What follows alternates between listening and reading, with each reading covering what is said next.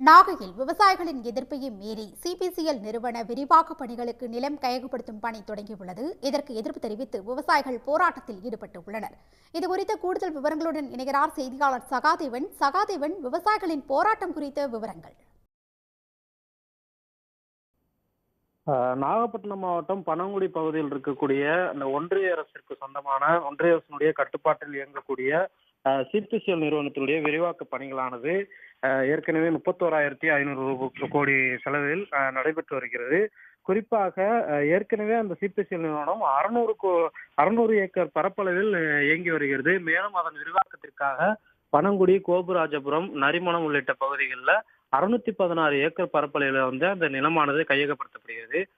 ஒரு தரப்பு விவசாயிகள் அதற்கு ஒப்பந்தம் தெரிவித்து அதுக்குண்டான இழப்பீட்டுத் தொகையை பெற்ற நிலையில் ஒரு தரப்பு விவசாயிகள் அந்த இழப்பீட்டுத் தொகை போதுமானதாக இல்லை என கூறி தொடர்ச்சியாக போராட்டத்தில் ஈடுபட்டார்கள். குறிப்பாக மாவட்ட ஆட்சியர் அலுவலகத்தில் முற்றுகை போராட்டம், பேரணி உள்ளிட்ட பல்வேறு வகையில் அவர்களுடைய போராட்டமானது நடைபெற்று வந்தது. இந்த சூழ்நிலையில் ஒரு முறையான மாவட்ட ஆட்சியரிடம் ஒரு அனுமதியை பெற்று சிபிசிஎல் நிறுவனம் அந்த நிலத்தை கையகப்படுத்தி அந்த நிலத்தை அளந்து அதற்குண்டான எல்லை கல்லை போட்டு அவர்களுடைய விரிவாக்க பணியை தொடங்குவதற்கு மாவட்ட ஆட்சியரிடம் ஒரு உத்தரவு வாங்கி பலத்த போலீஸ் பாதுகாப்போடு அனுமதியோடு அந்த அளக்கும் பணியை தொடங்கியிருந்தார்கள். இதனை அறிந்த சுற்றுவட்டார பகுதிகளை சேர்ந்த பனங்குடி, நரிமணம், கோபுராஜபுரம் பகுதிகளை சேர்ந்த விவசாயிகள் அளக்கும் பணியை தடுத்து நிறுத்துவதற்கு முயற்சி செய்தார்கள்.